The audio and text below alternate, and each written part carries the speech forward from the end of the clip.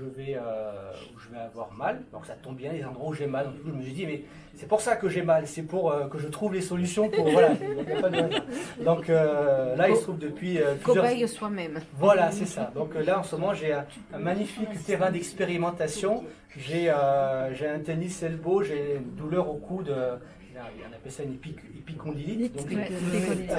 Donc, un kiné m'en a sorti il y a quelques temps. Et puis là, comme je me suis trop servi de mon coude, ça me refait souffrir. Donc du coup, j'ai un terrain de jeu et je peux expérimenter tout plein de choses. Donc je vois que des fois que ça va mieux, des fois, enfin voilà.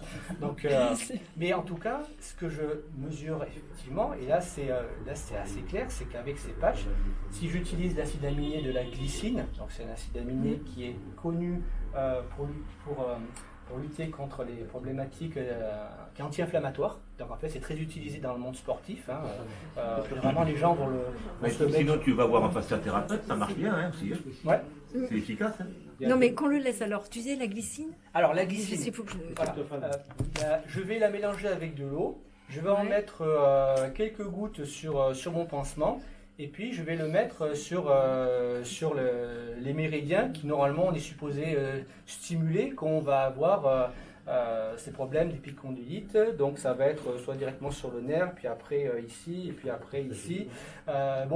Et effectivement quand je les mets, je vois que, ou alors quand j'ai d'autres douleurs, après il faut sur d'autres points, on voit que la douleur s'en va tout de suite.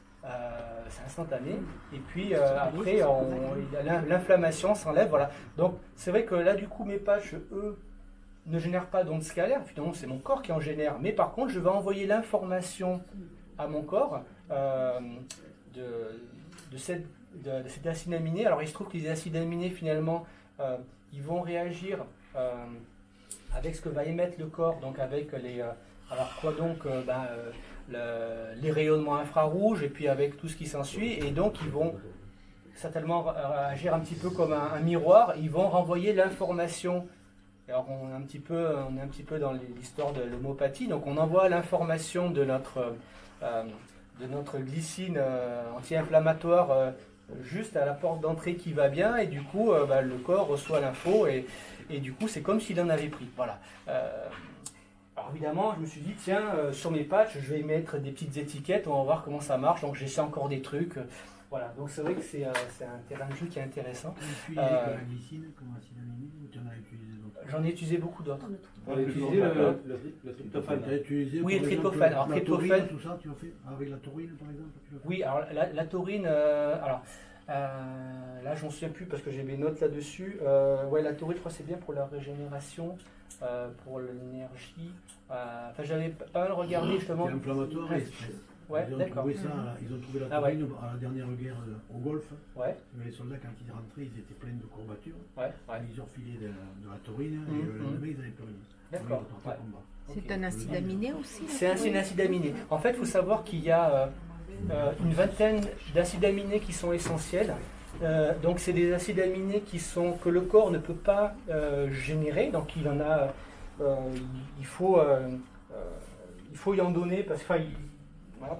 Et il y a d'autres acides aminés que le corps peut générer, mais par contre il pourra en générer que s'il a des vitamines et certaines vitamines.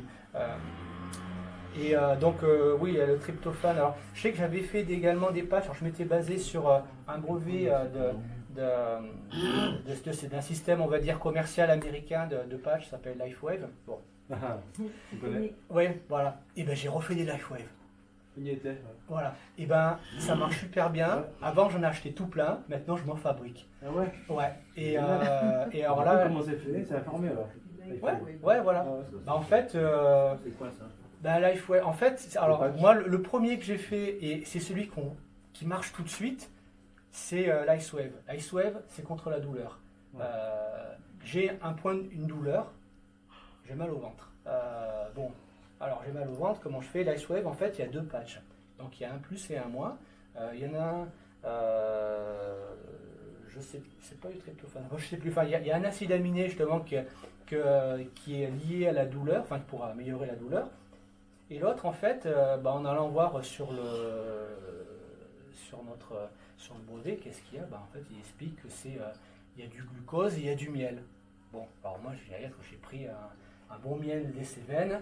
Je l'ai mélangé au début, je ne le mélangeais pas avec de l'eau, mais c'était très très long à faire. Donc du coup, là, je l'ai mélangé avec un petit peu d'eau, avec une pipette, là, voilà. Et donc, le miel, il faut le mettre à gauche, donc soit au milieu, soit à gauche, et l'autre, il faut le mettre à droite.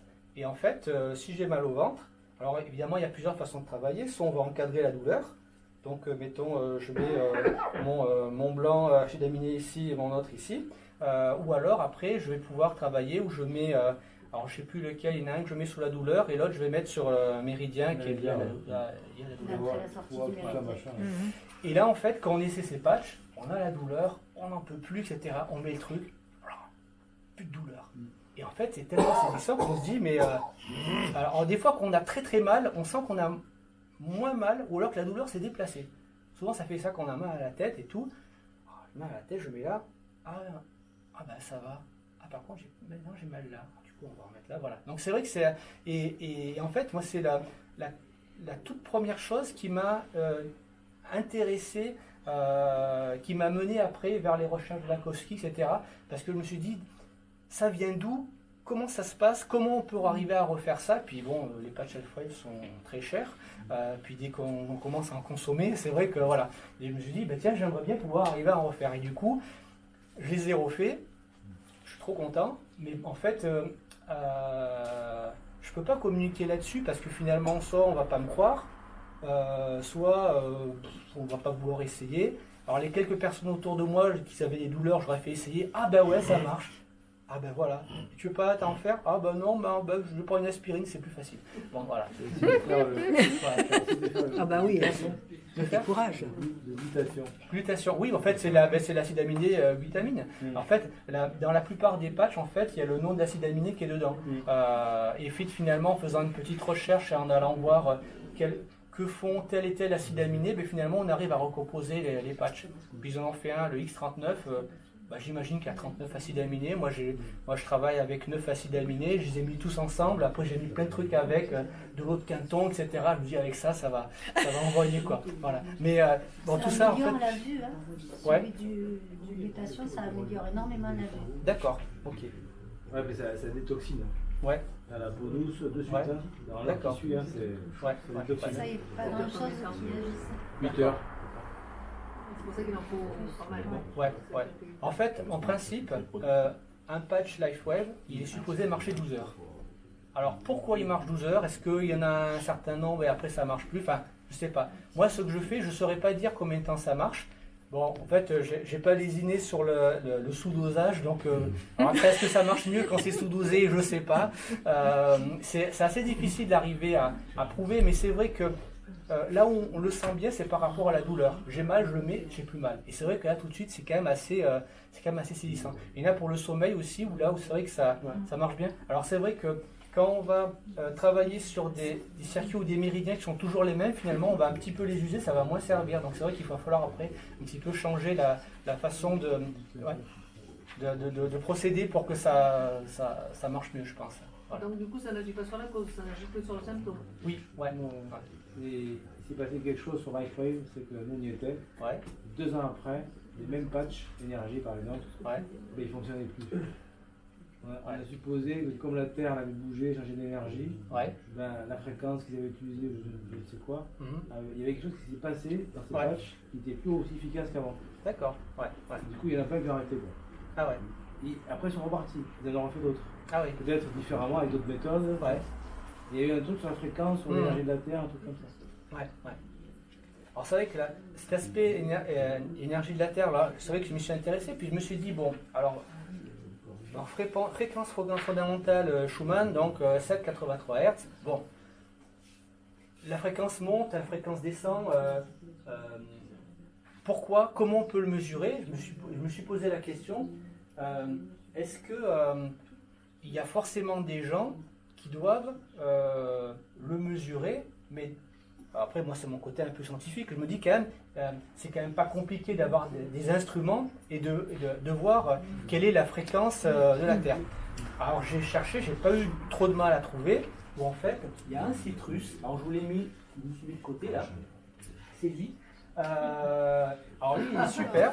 C'est que il va en fait nous montrer qu'il fait ça tous les jours. Donc là, en fait, on voit. Donc en fait, alors vous voyez peut-être pas très bien ici. Là, on a le 16. Là, c'est aujourd'hui. Alors voilà, je suis à 14h. Je vais recharger la page. Normalement, on devrait avoir maintenant. Je propose de traduire. On va quand même traduire parce que sinon, on ne comprend pas trop. De toute façon, il n'y a pas grand-chose à comprendre. Voilà. Donc là, en fait, on voit la journée et on voit les heures là. Donc là, là c'est bon. Forcément, on n'a pas le même fuseau horaire que la Russie. Donc là, il est 2h du matin là. Et en fait, là, ce qu'on voit ici, ce sont les fréquences. C'est-à-dire que on a la fréquence fondamentale. Là, ici, il y a 8. Elle est ici. Donc là, c'est la fréquence de 783. Et après, on voit les bandes ici avec les autres fondamentales, les autres fréquences fondamentales. Et donc ces bandes-là, elles sont toujours là. En fait, elles sont liées à la géométrie de la Terre. Donc elles ne vont pas bouger. Par contre, ce qu'on voit, c'est qu'on va voir, suivant les jours, eh bien, on va avoir des perturbations comme ça. Et alors, je tombais sur un autre site ici qui va en faire un historique.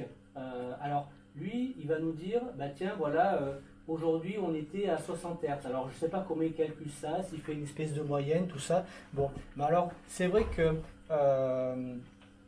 on peut imaginer qu'on a en moyenne ces fréquences qui vont évoluer, qui vont être plus hautes parce qu'on va avoir davantage de perturbations. Est-ce que c'est lié lié uniquement au soleil ou à d'autres choses? Voilà. Mais en tout cas, c'est une chose, par contre, elle qui ne bouge pas, parce que vous savez que j'avais lu également d'autres scientifiques qui disaient oui, mais bon, la fréquence de la Terre fondamentale, elle ne bougera jamais parce que c'est lié à la taille de la Terre, et là, c'est pas possible, ça ne bougera pas. Alors après, je me suis dit, tiens, mais si ça se trouve, peut-être que oui, effectivement, ça ne bouge pas, mais comme on va avoir ces perturbations, en moyenne, on a quand même les fréquences qui finissent par bouger. par augmenter. Voilà, donc finalement, là, les liens, je ne les ai pas mis, mais je pense que je les mettrai sur mon site, parce que c'est vrai que c'était souvent, on a des informations qu'on va lire d'un site, d'un blog à un autre, et puis finalement, on peut se retrouver à colporter des choses, mais finalement, quelle est la base scientifique là-dedans? Donc c'est vrai que j'essaie de retrouver un petit peu ça pour pas raconter n'importe quoi. Voilà. Donc voilà, en tout cas, là, c'est... Les fréquences de Schumann, c'est ça? Ouais, c'est ça. Voilà. Qu'est-ce qui est vertical là qui perturbe là?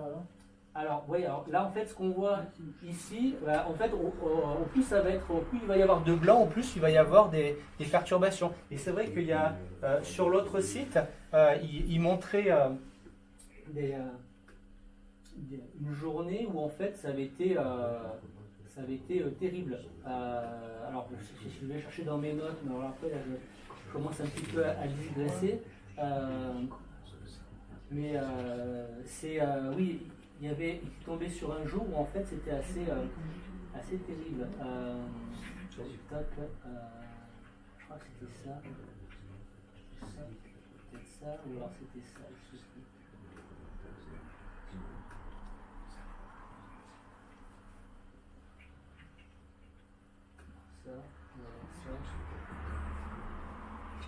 Bon, c'est peux retrouver le lien comme ça. Mais en tout cas, il y a des périodes où effectivement on voit carrément la journée c'était quasiment tout blanc et pendant plusieurs jours. Donc c'est vrai qu'on se dit là, il vaut mieux rester calme, zen, chez soi.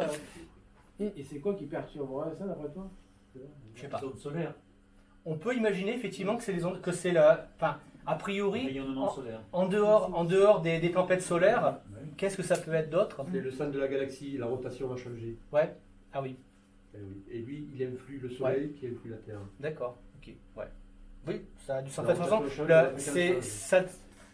en dehors d'un aspect cosmique, alors après, oui, ça peut aussi venir d'autres choses, je ne sais pas. Mais il y a des travaux qui sont faits au centre de la Terre. Hein. Ouais. Il y a un énorme cratère qui a été créé aux États-Unis, je ne sais pas si tu as vu ça.